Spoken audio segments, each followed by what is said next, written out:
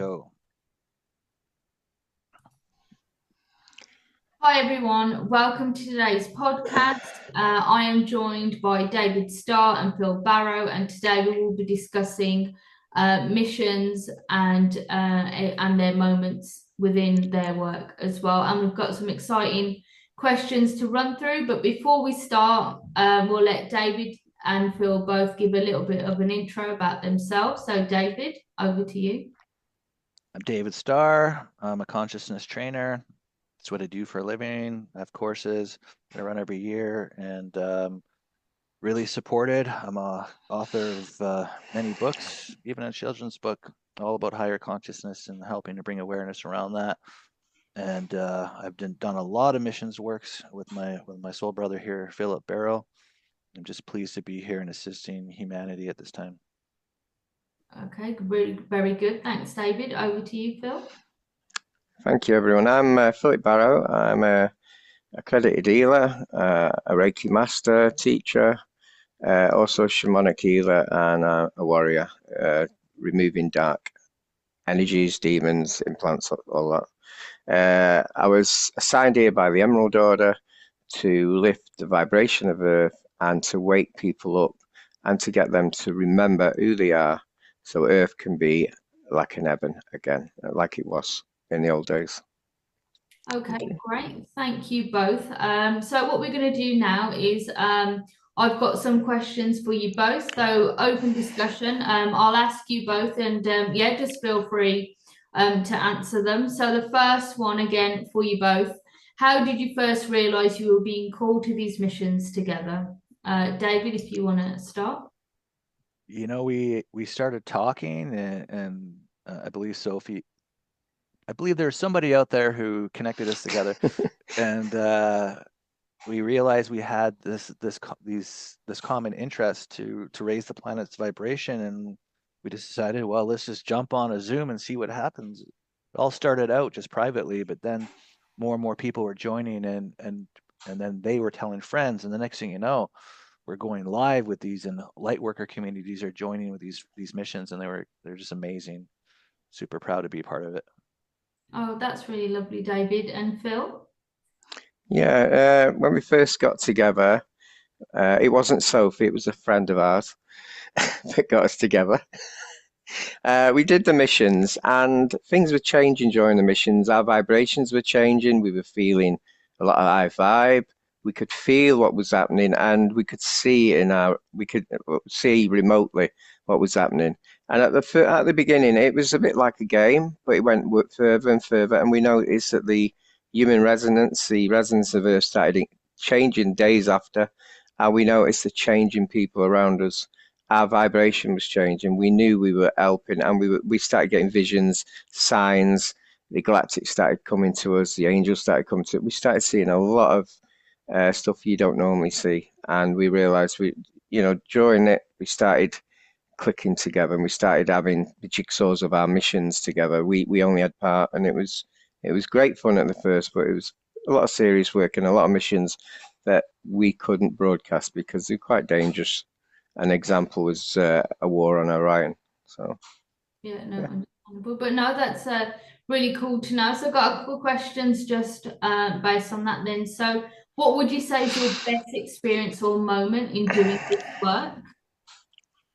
For Uh, me, for yeah. me, the best moment was there's a few really high ones, but the best was after one of our missions, one where we released in the neighborhood of 1 trillion souls that have been stuck from this Antarctica program that they were running with artificial intelligence, and when after we crossed all these souls over, and even a master came to us in the Druid time and was just thanking us, and I'm like, how did you get trapped? She goes, we all did. And the next day, um, Yeshua or Jesus comes to me in his light, and I'm seeing all these heaven pillars and everything anchoring into the like all this peace, this like in heaven coming to earth. And he said, David, this is the best thing that you've ever done on the planet. This is actually what your one of your number one reasons for coming here was bringing these souls back, and so never forget that. Oh, that's really nice. Thanks, David. And Phil, your best experience or moment doing this work? The best moment, I was on a mission with David and Lauren, and we were doing grid work. The grids had been attacked by the dark ones, and I think they were trying to turn it dark, so everyone's vibration would lower as soon as the grid. And I was doing the assistant, I was doing the grid work as good as I can, and then I had an aspect of me which is an ancient soul, a crystal source being. I call her the blue diamond, called Evra, and she was laughing in my face. And I said, what's up? And she said, humans are rubbish at doing grid work. I'll do it. And she twisted, like she like grabbed hold of the grid, twisted it, and then sent a blue ray into it. It lit everything up. And that's my being that I use now to transform people when they've taken things that they shouldn't have took. And it feels, when I'm with her, she always laughs and she says it as it is. So she calls people how we would think she says it, and it does make me laugh sometimes. So that was the moment there. Yeah, definitely. Oh, that's really nice. So, out of kind of like all the missions that you've done, then, and a question for you both, what is your favorite mission to date? For me, that my favorite mission for sure is that Antarctica one, because it liberated. And next to that was the one where we destroyed this plasmic barrier in the lower fourth dimension with the Earth Alliance from these draconian forces that put it in place to block humanity from reaching into their divine light. It's like you just get blocked in this plasmic field. Once we destroyed that, and I had a lot of people who didn't even know we were going on the mission talking about remnants of this plasmic field that's floating in the astral, and I'm like, yeah, it was humanity's going to wake up now. It was blocking everybody, so that was a good one. Cool. Thanks, David. And Phil, same question. What is your favorite mission? The favorite mission. I thought that previous one was a favorite mission, but I've got another mission. So the Orion one was a good mission, where I think the Queen of Orion signed some over to David, and my warrior team, plus the Galactics, we actually invaded Orion, and I don't think they've ever been invaded for a long, long time. And we took out their plasma tech from the three pyramids that are on Orion. We had, like, I call them like Star Trek Klingons attacking us with horns, and we took everything out then. But it took us weeks to clear the black goo from Orion. It was quite a glory win, but it was also a very dense win, and it did affect us for a few days after. I had black spiders. I went to an healing. A person was healing me, and he says, "Why have you got like black gooey spiders?" I said, "I've just been in a war on Orion," which sounds crazy to a lot of people, but it was good fun. Yeah. That's actually my least favorite one. I like the dark stuff. David likes the light stuff. Yeah. No, it's a good balance between both in that case. Cool. So, a question around mission. So, for new viewers watching this podcast and people who join you mostly on your other videos, how do these missions serve everyday people? So that could be like your friends, your families, and communities watching your work.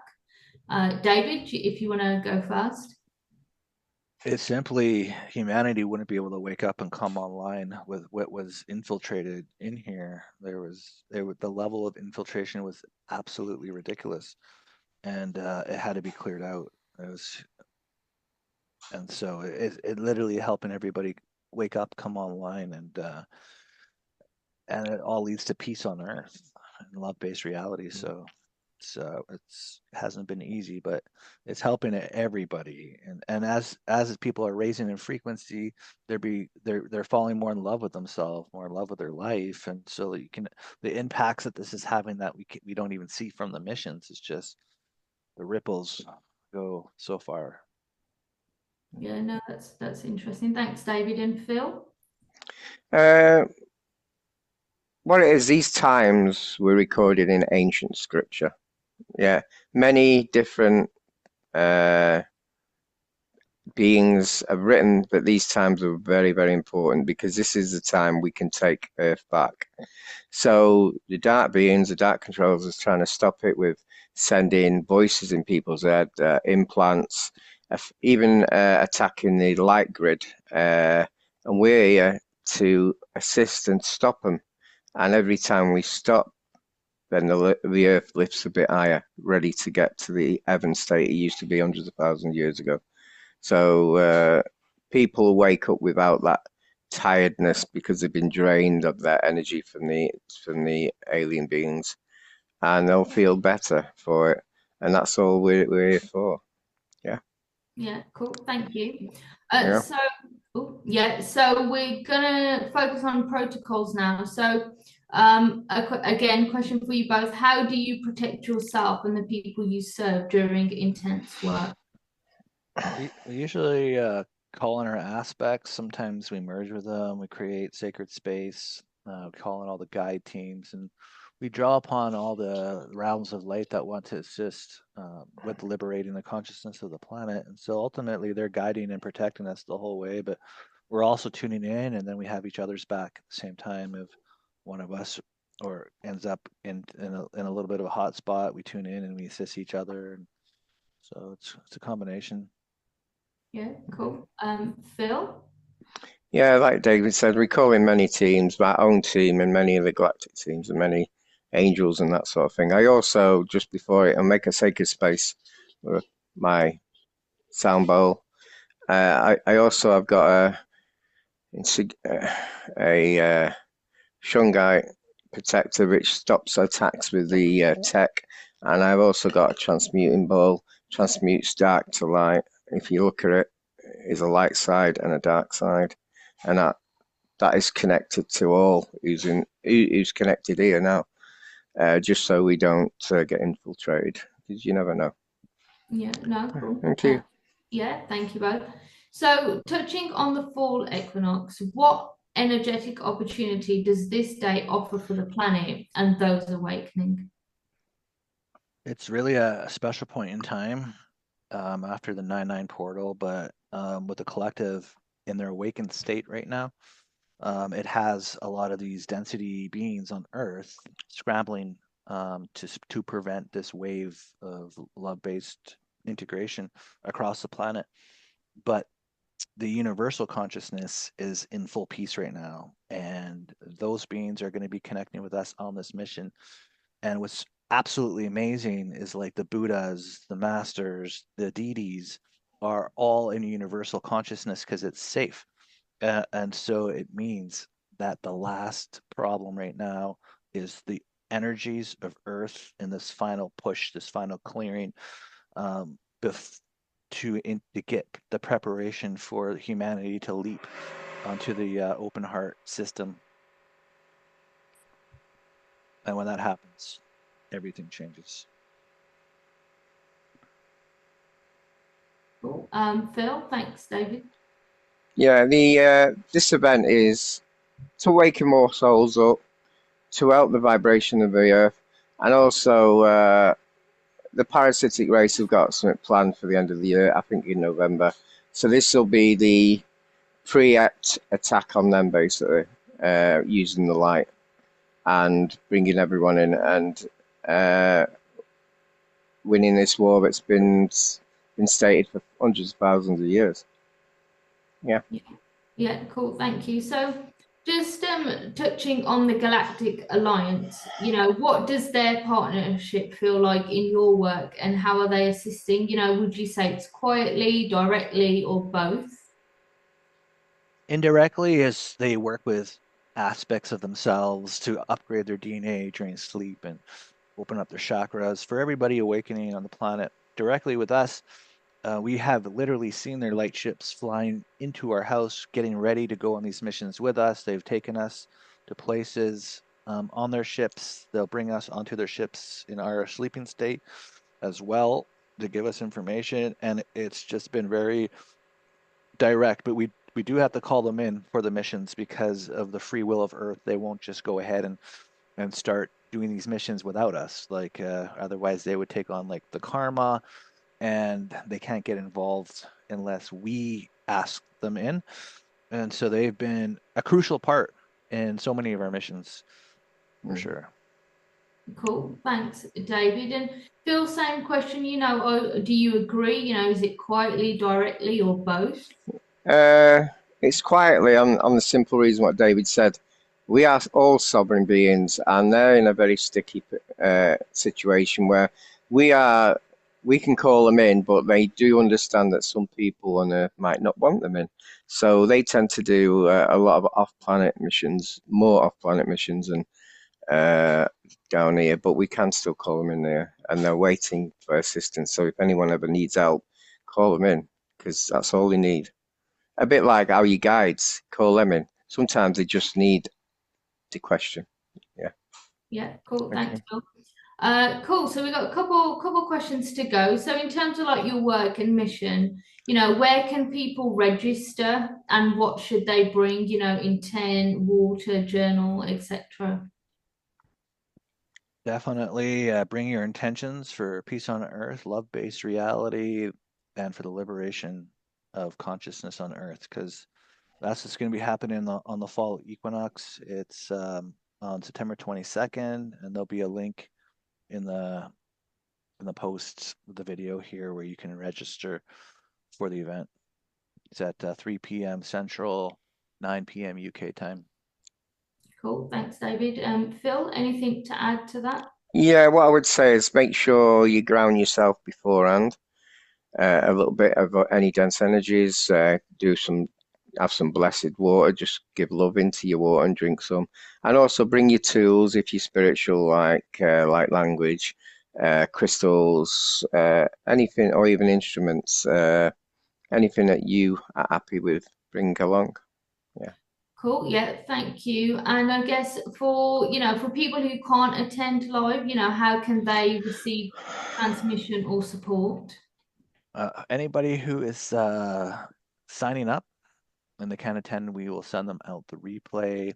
And because there's no such thing as time, they'll be in the moment as they're watching the replay. Yeah. Yeah, cool.